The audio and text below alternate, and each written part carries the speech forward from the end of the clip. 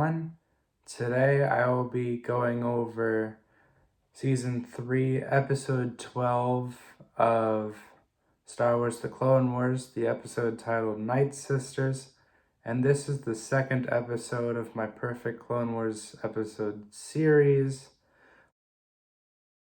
The first episode I did was Season 2, Episode 8, Brain Invaders, and similarly to Brain Invaders, this episode, Nightsisters, it's not a perfect episode, but it's a perfect Clone Wars episode. I have problems with it, but this episode is like way better than the rest of the show up to this point. So I feel like it deserves the moniker of perfect Clone Wars episodes, despite not being a perfect TV show episode in general. So originally, I was going to make an episode only on Season 3, Episode 14, Witches of the Mist. However, I rewatched this episode, and I was also going to rewatch Monster, the episode after, to refresh my mind on this storyline so that I could have further context for my Witches of the Mist video. However, while doing this, I realized that this episode, episode 12, Nightsisters, it is a way better episode than I remember. When I first reviewed this episode, it was just an 8 out of 10. Some of the dialogue just didn't really work for me. And I guess I was too used to the cringe dialogue and the weird tone of the first few seasons. So I felt like this episode was just an 8. Because I was trying to compare it to all the 5s and 6s and 7s that I gave. However, now that I have seen seasons 5 and 7 and seen some of the best episodes in the entire show, and now I can compare this episode to those episodes, I am more confident in giving this episode a 9. So upon rewatch, my score for the episode increased, which is very unexpected. So instead of just summarizing this episode and Monster for my Witches of the Mist episode, I am going to make an episode for this episode of the show, Nightsisters.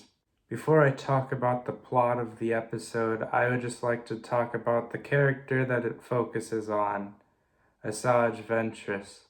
Up to this point, I wasn't a big fan of her character.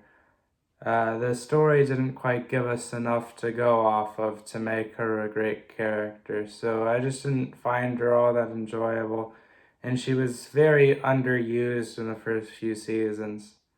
However, in this episode, they do a few things to really make this character an amazing character. Be warned, there are massive spoilers for the original ending of the show. Turn off your volume in order to not hear these spoilers.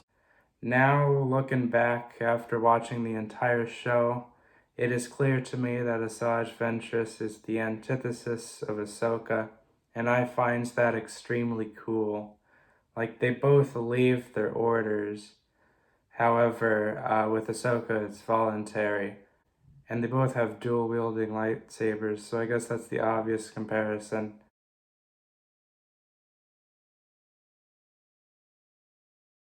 So with this video, I'm going to try and summarize the episode better.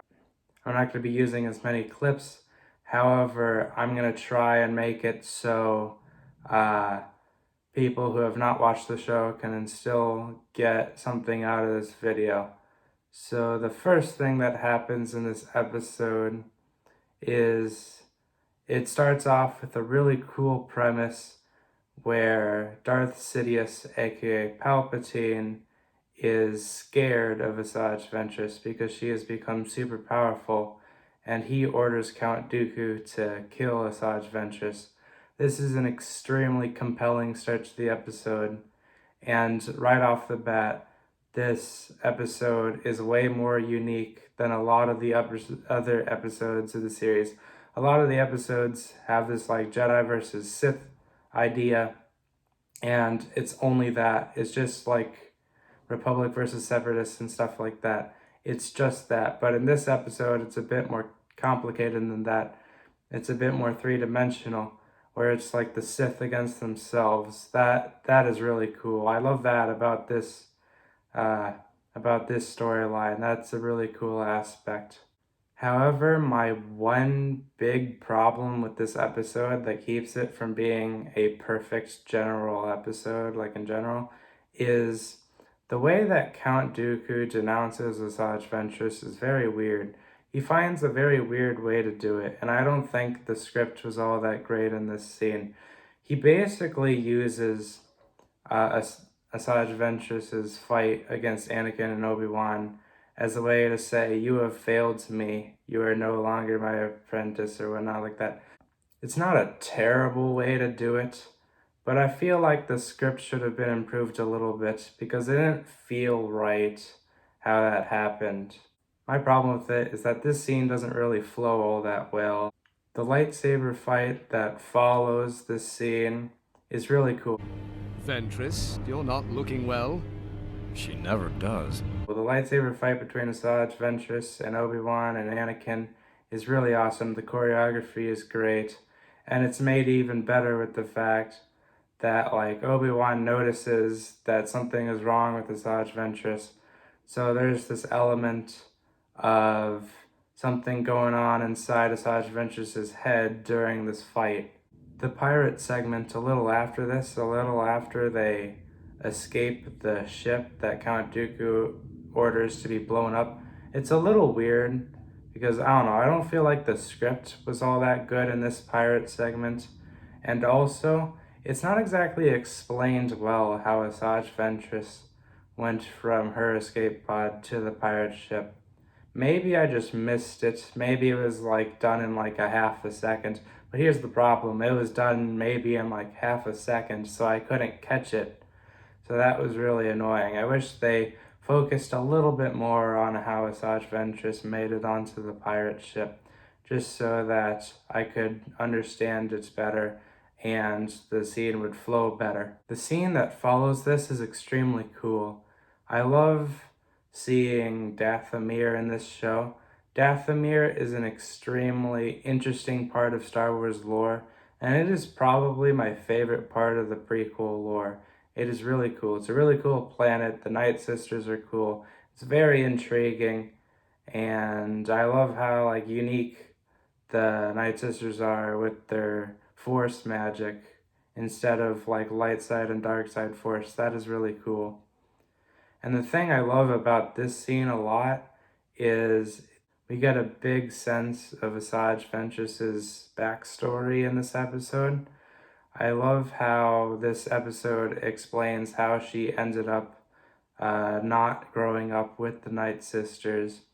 And I also love seeing Asajj Ventress having backstory as a Jedi, and then she becomes a Sith by tapping into the dark side as revenge for the person who killed her Jedi Master.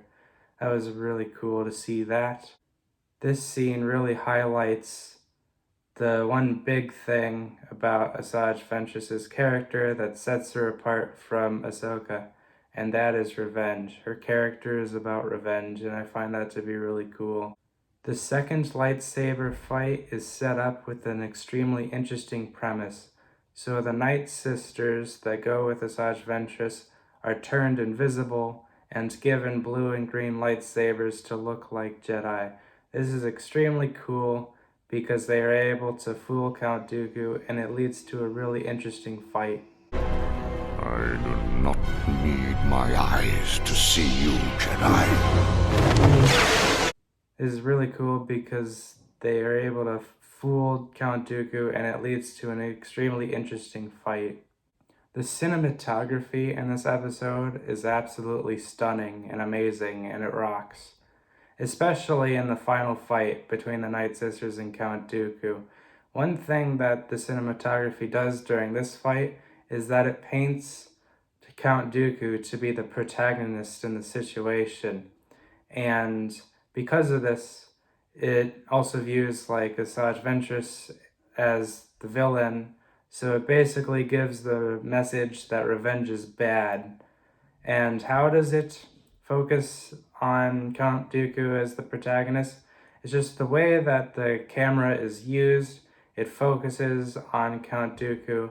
And like, for example, something that the camera does when on like a protagonist is that the character will be on the left side of the screen. In this scene, Count Dooku isn't always on the left side of the screen, but he is for quite a bit of it. And when he's not on the left side of the screen, he is in the middle, and that is to showcase him being trapped by the Nightsisters. There's a lot of cool things that the cinematography does to convey that he is trapped by the Nightsisters. And this adds on to the fight, which has fantastic choreography that excels the fight before it. Okay, before I move on, holy cow, I'm sorry for all the noise because wow, in this quarantine life, it is impossible, absolutely impossible to find a good time to film stuff. Anyways, so here's my final point.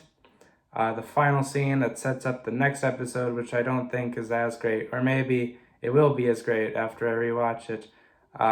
The final scene that sets up the arc is extremely intriguing, and I love how this monster arc is set up. That's really cool. Going back to cinematography a little bit, here are some examples of the fantastic cinematography in this episode.